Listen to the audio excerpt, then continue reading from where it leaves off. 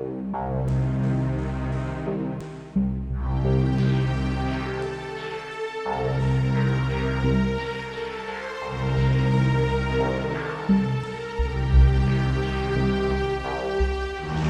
you very much.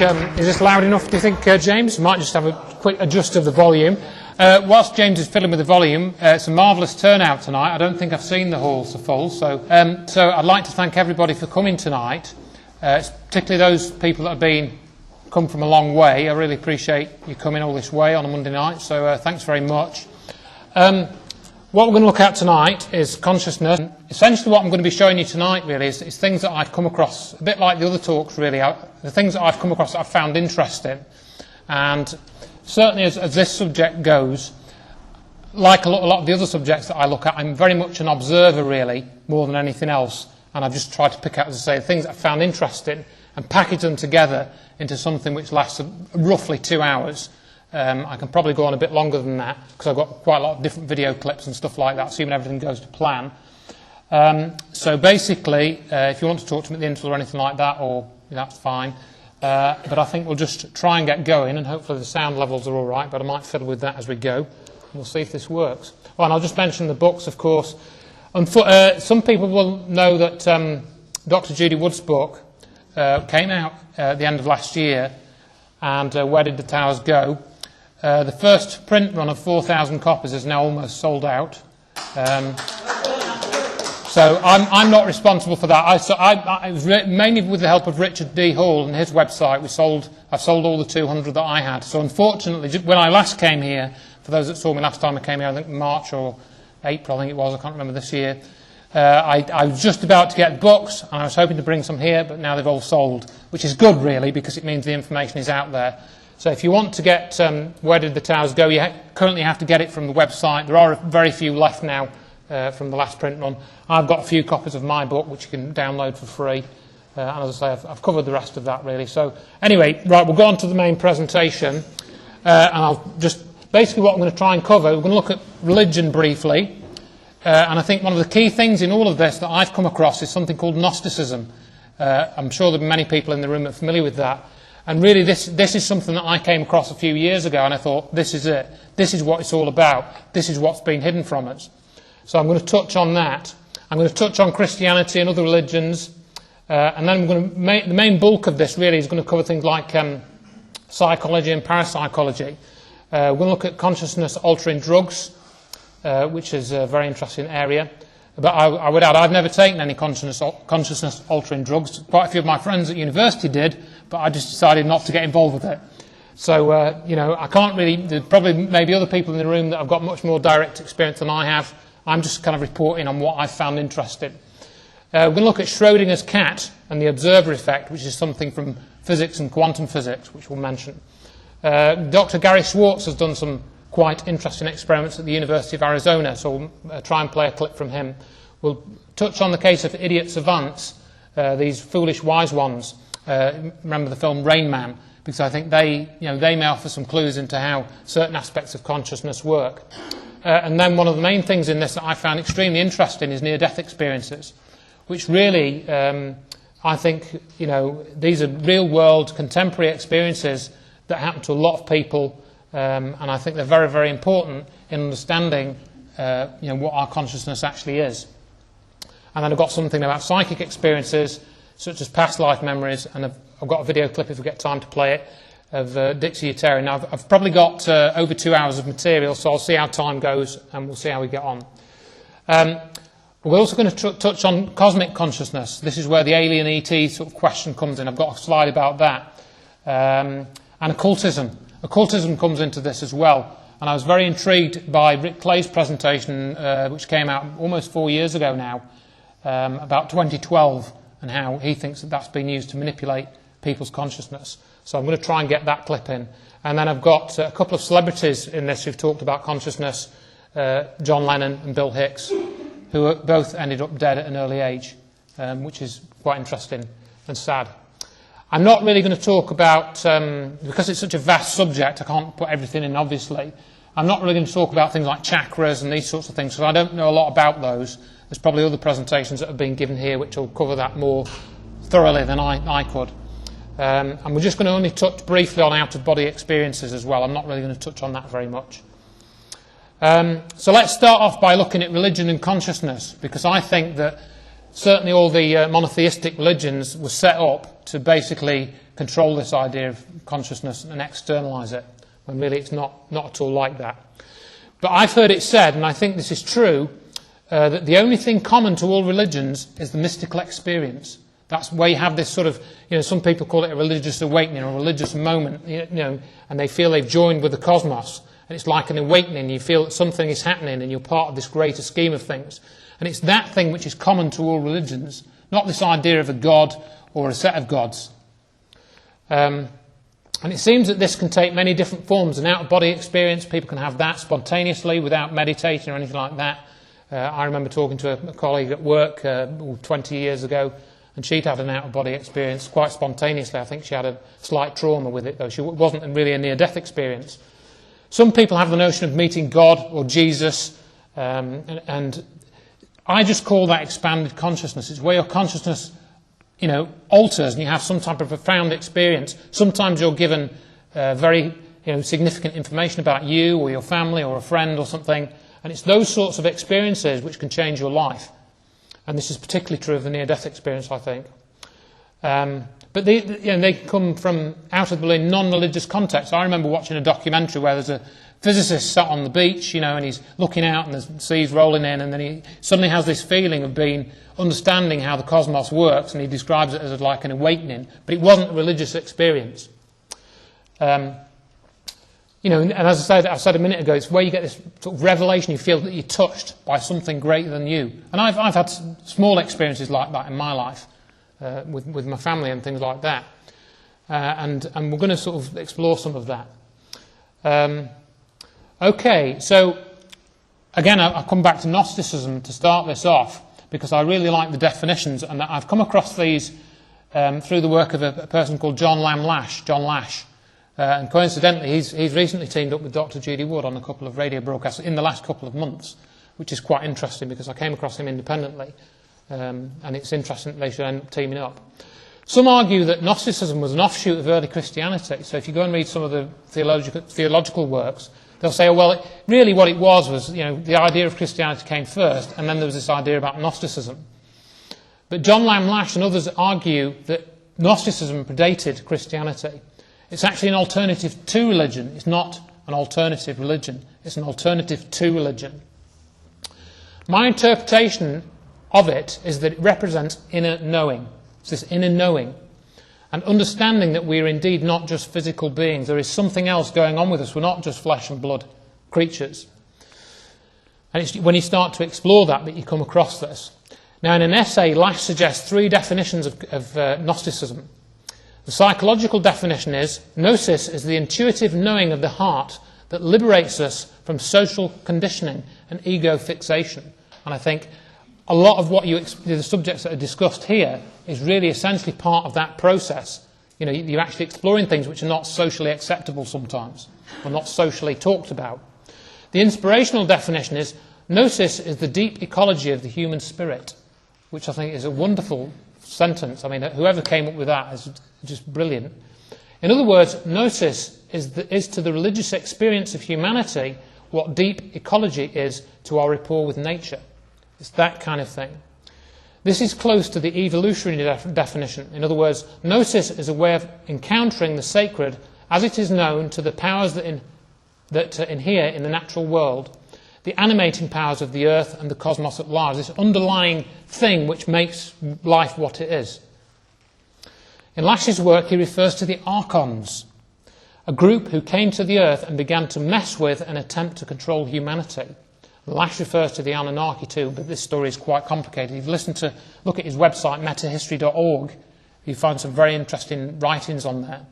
So this is where I think it begins to tie into the alien type question as well.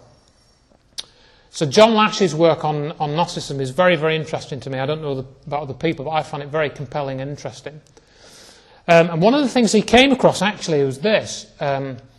I'm not going to read all of this slide out, but basically he came across this thing called the Psychedelic Bible.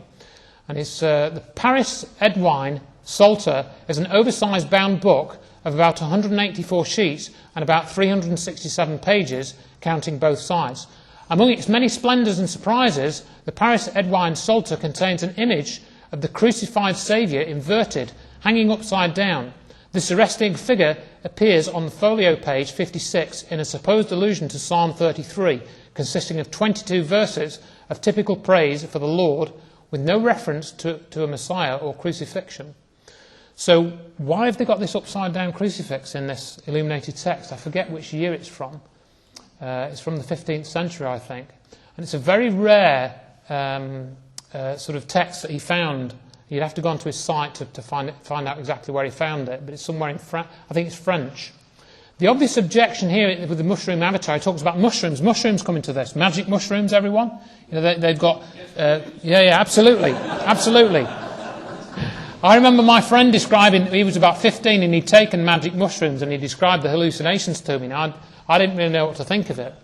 The obvious objection here is that the messianic command, take this is my body, my blood, attributed to Jesus at the Last Supper, clearly identifies the body of the Saviour with the sacrament. So if the sacrament is a mushroom, the Saviour must be a mushroom as well.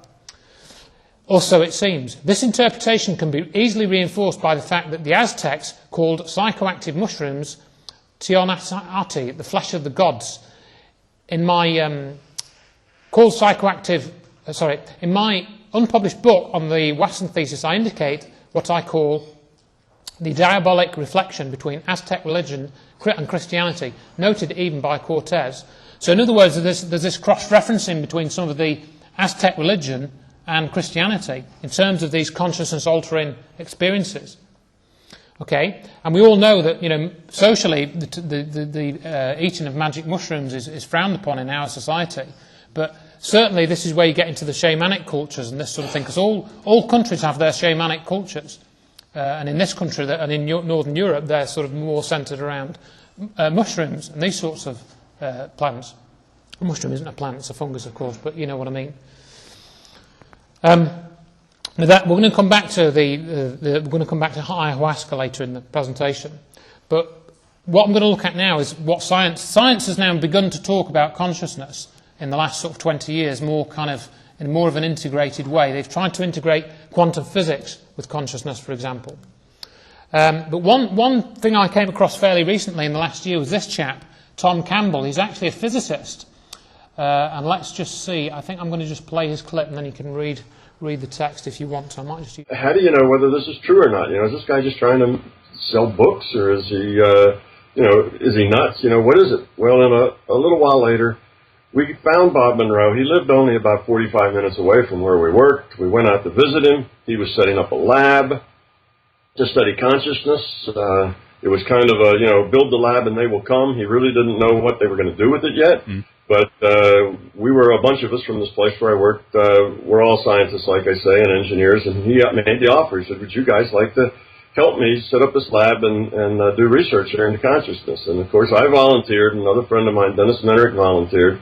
And that's what got me associated with Bob Monroe, out of body, and the rest of it. So I spent the next 5 or 6 years spending 20 hours a week out of Bob Monroe's, equipping his lab, building equipment, and then being the guinea pig or the test subjects, if you will, for Bob, who was trying to come up with a methodology that he could teach other people. He was very much trying to make the out of body phenomena be something that was real, not just something that happened to this guy. You know, he's the crazy old guy that has these funny experiences.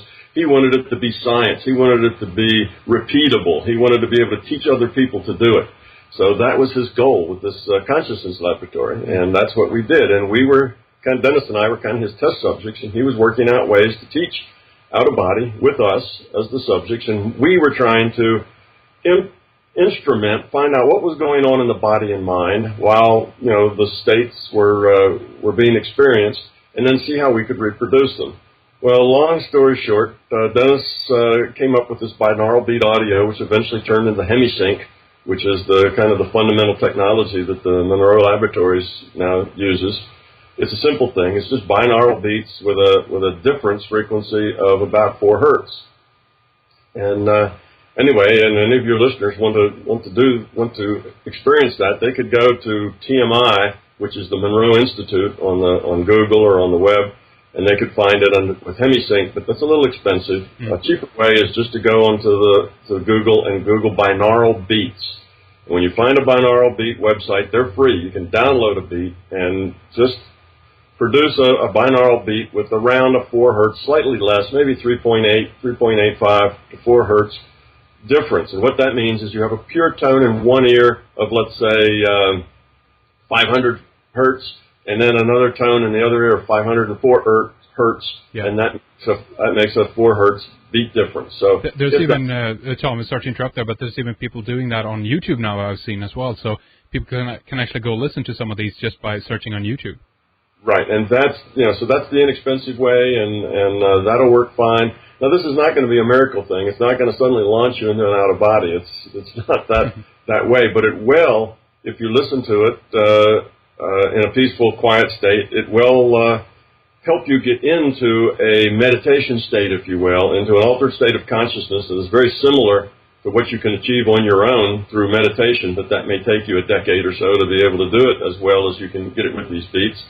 And from there, you can do all sorts of things, and out of body is just one. So anyway, that's kind of a little bit of, people are always interested in, well, how can I experience this? And so I add that to it.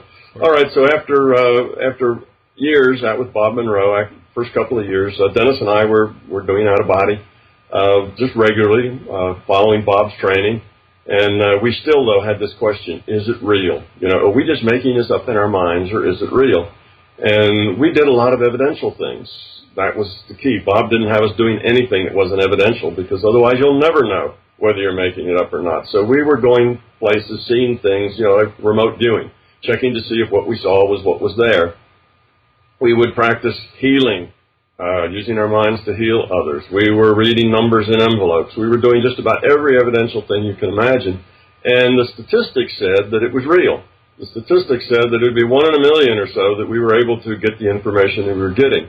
But if you've done this thing, you know there's a big difference between the statistics telling you it's real and you actually knowing that it's real at a deep level. And eventually, through an experience where Dennis and I went out of body together and then communicated while we were out of body, and Bob had the tapes, and I won't go into the detail there, but that was the experience that, to me, there was no logical way out. There was no way to explain that other than the fact that it was real. We were seeing these things.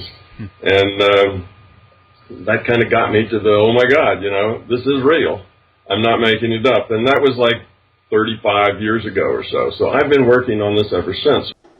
So that was Tom Campbell describing his experiences when they set up this Monroe Institute, which I've got a slide about later on. But he was basically saying they were doing experiments, trying to do scientific experiments with out-of-body experiences, and he ended up understanding that it was real, and he's a physicist. And I think the other thing that I liked that he said was he relates love and hate to states of entropy, which is a thing you have in physics. Entropy is the property of things that they have a natural state, a natural sort of order of going into a state of more randomness. It's like if you have a bucket of hot water and a bucket of cold water, you can put something in one bucket and one in the other to do useful work like a thermocouple. But if you mix the buckets of water together, you just got lukewarm water with an averaged out temperature. So you've got a higher entropy state and things are more chaotic. So he talks about love being a state of lower entropy, in other words, a lower state of chaos. Basically, you find out that in an information system, lowering your entropy in terms of awareness and being is the same thing, or becomes equivalent to growing toward love. Okay, a low entropy consciousness is love. So, and if you think about that for a minute, you'll say, well, what sort of actions are constructive, are building, are things that are, what do we want to say, more organized, more together, build something, as opposed to relationships that tear apart, disintegrate, destroy each other. Right away, you'll say love, right? If it's a love relationship, that's very constructive. Yeah. Each person in a love relationship is trying to help the other one do better. It's mutually building. Communities that have a lot of love. And out of love, you have things like caring and trust and compassion, and all these things are derivatives then of love. And in that kind of community, well, that's a community that helps each other. You know, one farmer's barn burns down, and all the rest of the farmers come and help him rebuild another one, right? That's a caring thing. It's constructive. Whereas, look at the other thing. You have fear. Well, things like hate and dislike and ego and all that stuff comes out of fear. Well, you have a group of people, and they fear each other. They don't like each other. They're jealous of each other. They all want to grab hold what they can get and keep the other person from getting anything. Then what does that build? It doesn't build anything. So I'm just giving you these kind of social ideas so you can get the concept that love is a very constructive, building, growing concept, and fear is, or low entropy, you know, is a very part destroying, can't really get it together. You know, as soon as one person gets something big in that environment, the other people go attack them and, you know, take it away. You know, it's this sort of thing. It's very hard to build something up in that sort of environment. So we see that low entropy and love go together as mutual consequences. So you have a high, well, let me say this better. You have a low entropy consciousness that is love. So then what are we doing here? Well, we're part of the evolution, right? This larger conscious system. We're part of its strategy to evolve. It's broken itself into all these pieces interacting with each other. And what are we supposed to do to help it evolve? We're to become love. We're to become caring. We are to grow up, basically. Let go of fear. Let go of ego. And now suddenly I'm starting to sound like a Buddhist, aren't I? That, you know, what's the point of life? And, you know, it's to become love and, you know, and so on. And, you know, well, all of this world you see around it, what the Buddhists call it mana or something, you know, it's all illusionary and, well. And fear is a higher state of entropy. And I found that comparison that a physicist was using that sort of language very interesting. This is from the website. They do have a website, the Monroe Institute. Human consciousness is evolving. So this is a whole institute set up to study consciousness from the basis of science. It's not meant to be a religious, you know, sort of angle on it. Human consciousness is evolving, awakening to the discovery of self. All of us are participants in the evolution of consciousness, the next great leap for humanity. We perceive ourselves to be more than just our physical bodies. We are connected to the universe through non-physical dimensions and a holographic matrix of timeless information. Life itself is not something physical, and death something spiritual. For us, life's experiences have taken on a new significance. We marvel at the wonder of an emerging perception of reality that has been here waiting for us to realise all along. Now, this all sounds good, and it's a very interesting website, but what I found out is that this organisation is linked to Stanford Research Institute, which has some very dodgy things going on with it. I'll come back to them. Because it was really the Stanford Research Institute which was involved with this so-called psychic spies program. This is, and basically they set up a program of remote viewing, and this was in the 70s and 80s. This is a technique which was first talked about publicly in the 1980s, and I've even got an audio recording of a BBC Horizon program about this. So they even covered it on BBC Horizon. I think it was 1983. I've got this recording from. It basically involves, this is remote viewing, not Horizon, it basically involves relaxing and trying to go through a set of protocols to discover information about a specific remote target. I've not tried this myself, but apparently it's not that difficult. Early research involved Ingo Swann, Russell Targ, Pat Price, Paul Smith, Joe McMoneagle, and others. It was at least in part funded by the US military intelligence, surprise, surprise, agencies, and involved somebody called Colonel John Alexander, who I'll come back to. And also General Albert Stubblebine and others. It was dubbed Project Stargate. Some declassified CIA documents now seem to show that Ingo Swann made some extraordinary statements, including about ETs being active on the moon. So you had all this kind of stuff coming out. Now, these folks did not, to my knowledge, use any drugs or other substances to change their consciousness. And in fact, going back to the Tom Campbell clip, he said how you could do it with sound. You could use binaural beats. You know, and they also say that things like the Gregorian chants, if you've heard these, the monks with the Gregorian chants, they use that technique of making those sounds to alter their consciousness. That's what it's all about. And that's what having a church with a certain, you know, acoustic resonance, that it's all to do with altering your consciousness.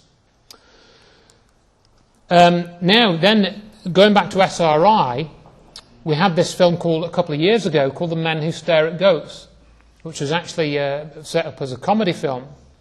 But later in the programme, I'm talking about the remote viewing programme, they started experimenting with remote influence. They said, well, we can remote view stuff, let's see if we can even do better in remote influence.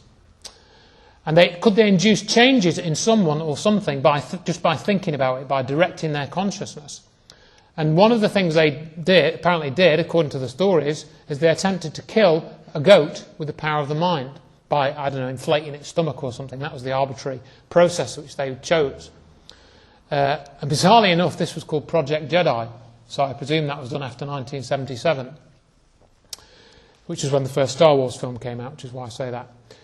In 2009, the remote viewing, remote influence became the subject of a comedy film, The Men Who Stare at Goats, based on a book by John Ronson, who is seemingly partly in the know as regards how this ties in with a wider agenda and set of knowledge. Now, I had some interaction with John Ronson on a forum, and John Ronson was the person who helped get Alex Jones inside Bohemian Grove to film all the occult ceremonies there. So I don't know how it was that John Ronson got in there, but judging by how he did a hit piece on the UK 9/11 Truth Movement, I think in 2006 or 2007, he's part of this network that's trying to keep all this muddled up and covered up, so you don't get a clear picture of it. Now, if it was such a joke, why was Joe McMoneagle awarded the Legion of Merit, America's highest military non-combat medal, for his work on these projects? Joe McMoneagle was this fellow. He's meant to be one of the really, the guys who could do the remote viewing best of all, and Pat Price as well, who died actually a good few years back. So why were the US military investing in this sort of consciousness-related project? They were obviously getting information out because it went on for quite a few years. They weren't just screwing about. They were up to something. Okay, so moving away from that, I'd like to look again at something more on the science side of things. And I've got this chap here called Anthony Peake, and he's done quite a lot of research into this. I think he's a kind of a sociologist, but he's written a few books about consciousness. And I found it quite interesting what he said about the pineal gland. How do you personally approach the DMT subject? The DMT subject absolutely fascinates me, particularly with its link to the pineal gland in the brain. I've recently come back, 2 weeks ago I was over in Cambodia, and I took myself off to the Angkor Wat complex, which is one of the world's most amazing archaeological sites. It's spread over miles and miles of jungle area. But the main complex of the buildings, the Angkor Wat itself, the main temple, has 5 huge towers. And these towers, if you look at them and you know a little bit of the history of the area, they are clearly pine cones. Yeah. And of course the pineal gland is called a pineal gland because it looks like a pine cone. And if you start looking into the belief systems of Buddhism, and again particularly the Bon tradition of Buddhism, which is found in Tibet, you will find that they actually revere the pineal gland. If you go into the Potala Palace in Lhasa, associates of mine who I'm working with, an Austrian neurologist and an Austrian psychologist, they recently visited the Potala Palace in Lhasa, and inside the Potala Palace there are greatly revered large strange objects. And when they looked at these closely, they realized what they were. They were elephant pineal glands. Now, as we know, or as probably you will know, having talked to Rick Strassman, is that that DMT stimulates internally the excretion the DMT causes the excretion of internal endogenous DMT within the pineal gland. Right. And I think it's actually now being technically called metatonin by a guy called Beach Barrett. Mm-hmm. And clearly there is a link here between ancient Buddhist stroke shamanistic belief systems and the whole idea of the power of the pineal gland. Now, I am suggesting in my next book that there are more links to this, and I think it's to do with the very, very deep structures in the brain, something called microtubules, who are small strands of protein that are found within the neurons of the brain. Now, these objects are so small that effectively quantum events can affect them in one way or another. Mm-hmm. And as you're probably aware, there are two guys been working on this, a guy called Roger Penrose, who's an English physicist, and an American anesthesiologist by the name of Stuart Hamerhoff. Now, I'm taking their ideas, applying them to DMT, and suddenly, rather like with my cheating the ferryman hypothesis, suddenly all the pieces fitted into place. Because there's now been discovered, they're actually 99% sure of something called 0-point energy. Right. And 0-point energy is a form of energy that exists at absolute zero. Now, this energy comes up and wells up from empty space.